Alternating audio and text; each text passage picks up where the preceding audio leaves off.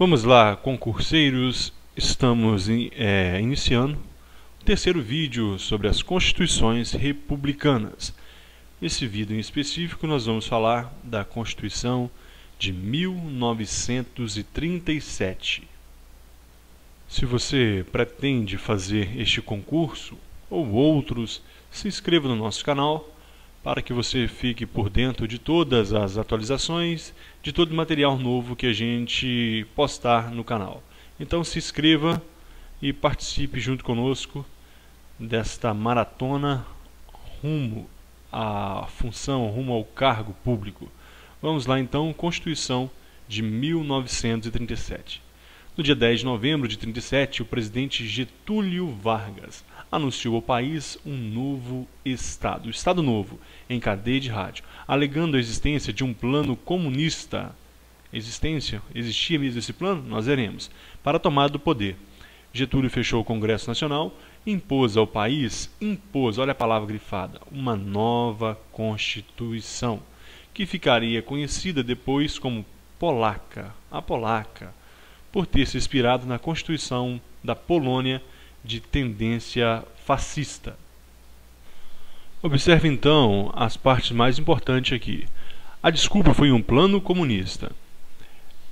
Essa Constituição ela foi imposta, ela foi outorgada, ela não foi promulgada, ela não foi, portanto, uma Constituição democrática, ela foi imposta por Getúlio Vargas e foi conhecida como Polaca, inspirada na Constituição polonesa, então de tendência fascista, de tendência então autoritária, muito parecida com aquele império do fascismo, com aquele modelo do fascismo. A quarta Constituição, ou seja, ela é a quarta geral e a terceira republicana da história brasileira, outorgada, como eu já falei, pelo presidente Getúlio Vargas em 10 de novembro de 1937, no mesmo dia da implantação da ditadura do Estado Novo. A divulgação, a outorga daquela Constituição foi no mesmo dia em que Getúlio Vargas implantou o Estado Novo. Foi elaborada pelo jurista Francisco Campos, que era o ministro da Justiça até então. Esse nome você deve gravar. Francisco Campos, ministro da Justiça à época. Tendo antes sido aprovada por quem? Duas pessoas. Seu ministro da Guerra, Eurico Gaspar Dutra, e o próprio Getúlio Vargas. Então, vamos repetir. Quem elaborou? Francisco Campos, o ministro da Justiça. E antes dela ser outorgada, quem aprovou? O próprio Getúlio Vargas e seu ministro da Guerra, Eurico Gaspar Dutra. Sua principal característica era a enorme concentração de poderes nas mãos do Executivo, considerado órgão supremo do Estado. Pessoal, volta para mim aqui. Vamos entender uma coisa. Quando nós estudamos a Constituição de 1934, nós vimos uma coisa, nós vimos que ela era democrática e mesmo assim Getúlio Vargas concentrava muito poder nas mãos do Executivo. Muito mais essa, já que naquela democrática Getúlio Vargas já concentrava poder na mão do Executivo, quanto mais essa Constituição aqui, uma Constituição outorgada, uma Constituição ditatorial. Ela considerava o Executivo como órgão supremo do Estado e o presidente da República a autoridade suprema. Essas expressões só estão presentes na Constituição de 1937, portanto você deve memorizar isso. Órgão supremo do Estado e autoridade suprema, que adquiriu poderes de controlar todas as demais instituições do governo, bem como os estados da federação e de nomear interventores. Observe então, pessoal, olha como era a sequência. Getúlio Vargas, ele era a autoridade suprema. Ele era o chefe do executivo, que era o órgão supremo. Ele podia nomear interventores. Interventores que faria o papel do governador, que faria o papel do presidente de província. Ele nomeava interventores e os seus interventores nomeavam os chefes políticos, as autoridades públicas dos municípios. Então era um regime extremamente ditatorial que concentrava o poder nas mãos do chefe do executivo. Órgão supremo, autoridade suprema, a presença dos interventores, e esses interventores, aos interventores, por sua vez, cabia nomear as autoridades municipais, como eu já falei. Pessoal, o preâmbulo dessa Constituição é o mais importante preâmbulo para a gente estudar, pelo menos para a prova. Nós vimos, quando a gente lê o preâmbulo dessa Constituição de 37, dá até um arrepio, porque você percebe toda a intenção, todo o autoritarismo ali do legislador, ou melhor sendo, do ditador, nesse preâmbulo. Portanto, nós vamos ler todo, porque é possível que caia alguma questão desse preâmbulo da Constituição de 37.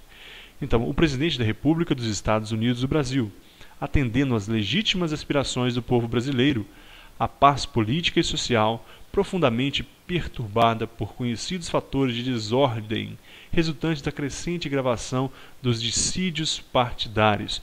Ele, o ditador, o Getúlio Vargas, e a sua equipe, eles consideravam o quê? Que quem era contrário a seu regime, contrário a seu partido, era desordeiro,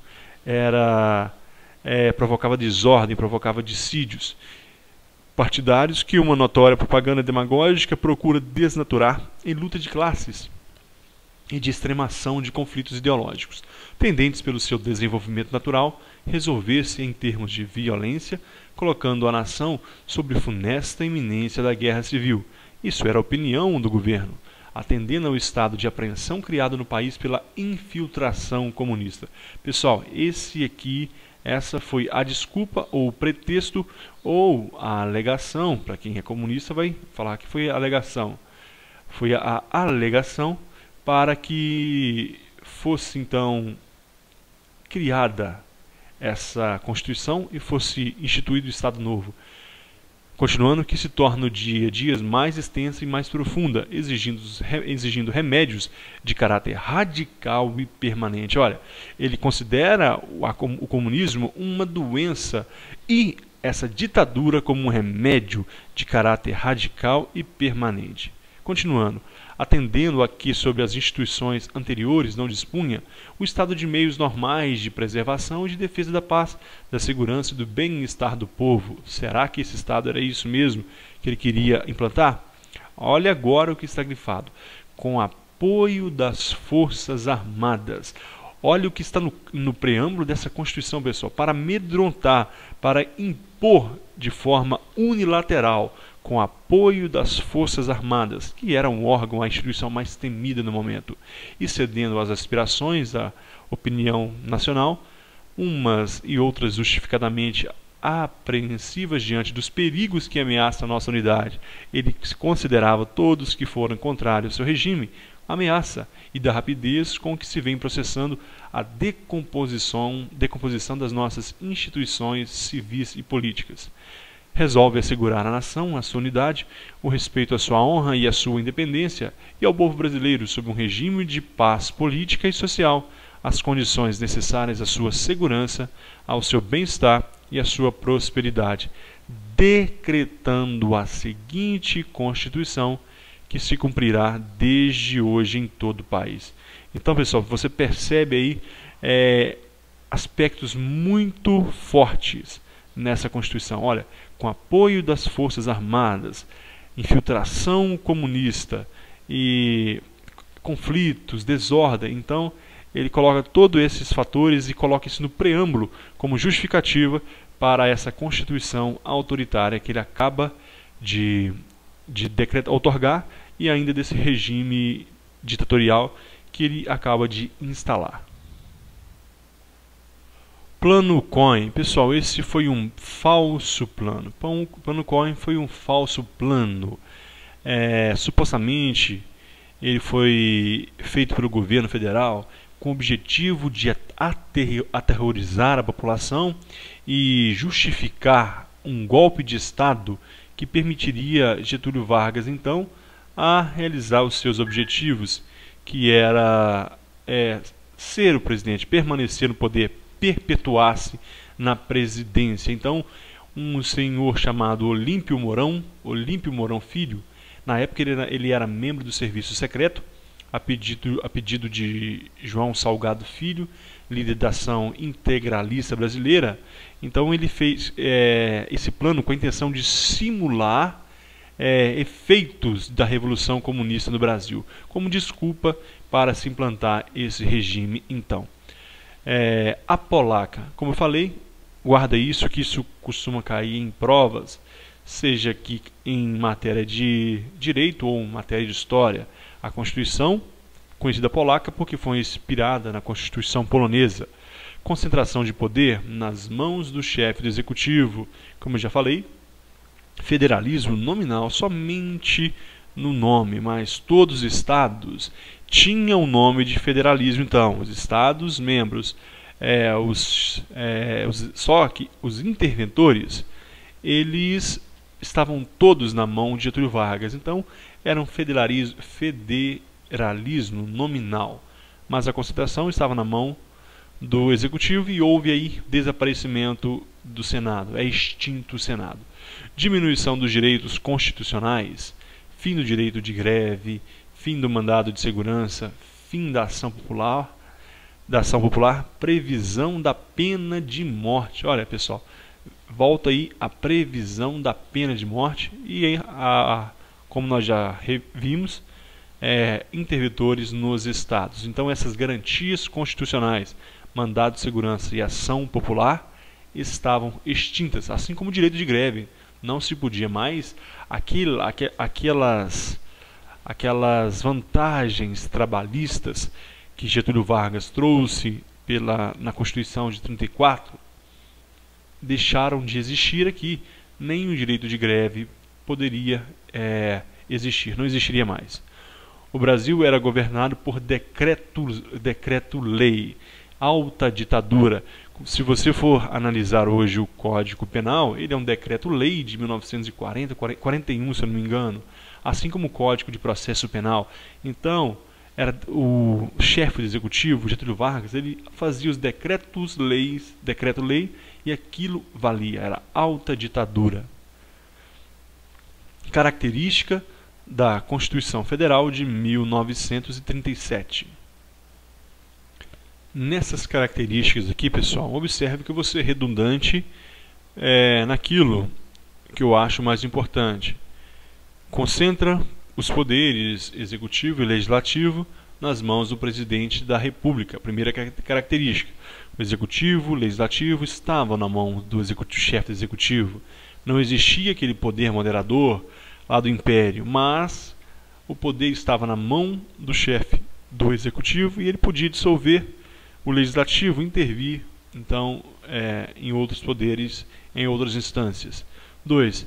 Estabelece eleições indiretas para presidente que terá mandato de 6 anos. Só voltando aqui no 1, pessoal, ele concentra os poderes executivo e legislativo. O executivo aqui é o executivo estadual e municipal. Estava o estadual diretamente na mão do Getúlio Vargas e o executivo municipal indiretamente em suas mãos, porque estava nas mãos dos chefes interventores dos estados, que foi nomeado pelo chefe do executivo. O legislativo estava diretamente na sua mão. Agora, o 2 aí diz que estabelece eleições indiretas para presidente que terá mandato de 6 anos. As eleições aqui não seriam diretas, eleições indiretas. Portanto, não era o colégio eleitoral, não seria o povo, cidadãos que iriam votar, mas somente aqueles que faziam parte do legislativo. 3. Acaba com o federalismo. O 4 eu repeti, né? Está se repetindo 3 e 4 aí, esqueci de excluir 1. Então o federalismo foi extinto, ele era nominal, ou melhor, o 4 é liberalismo e o 3 federalismo, tudo bem. O 3 acaba com federalismo, aquele federalismo não existia mais. Existia no nome da Constituição, a República Federativa, ou melhor, Estados Unidos do Brasil, né? Estados Unidos. E aquele federalismo estava previsto na Constituição, mas não existia mais. Os estados federados, eles têm autonomia. E no governo de Getúlio Vargas de 37, Estado Novo, eles não tinham autonomia. Então, portanto, não existia na prática o federalismo. Acaba com o liberalismo. Então, as ideias liberais, igualdade, liberdade, fraternidade, não existia. Então, extinto o liberalismo. Estabelece a pena de morte, como eu já falei, retira do trabalhador o direito de greve. E o 7, permitia ao governo expurgar funcionários que se opusessem ao regime. Os funcionários públicos, os funcionários do governo, em qualquer instância, em qualquer repartição que fosse contra o governo, ele poderia ser expulso do serviço público se ele fosse contrário ao governo. Era uma ditadura muito forte. E o 8º, previu a realização de um plebiscito para referendá-la. Então, a Constituição de 1937, questão que costuma cair em prova também, pessoal. Ela previu que haveria um plebiscito para referendá-la, para aprovar para que o povo pudesse ratificar essa Constituição. Só que esse plebiscito nunca aconteceu. Então, estava previsto, mas nunca aconteceu. Então, aí, pessoal, nós falamos os aspectos mais importantes dessa Constituição de 1937. Os aspectos mais importantes, pessoal, nós falamos, e você deve observar o seguinte. Pegue o caput aí, o preâmbulo, melhor dizendo, da Constituição de 1937 e dê uma lida nele. Grife essas partes mais importantes, porque é provável que caia alguma questão sobre esse preâmbulo na sua prova. E você deve entender esse contexto. Sempre que você for estudar sobre alguma Constituição, entender qual o contexto ela foi outorgada ou ela foi promulgada. Muito obrigado, então. No próximo vídeo nós falaremos da Constituição de 1946. Até a próxima. Valeu!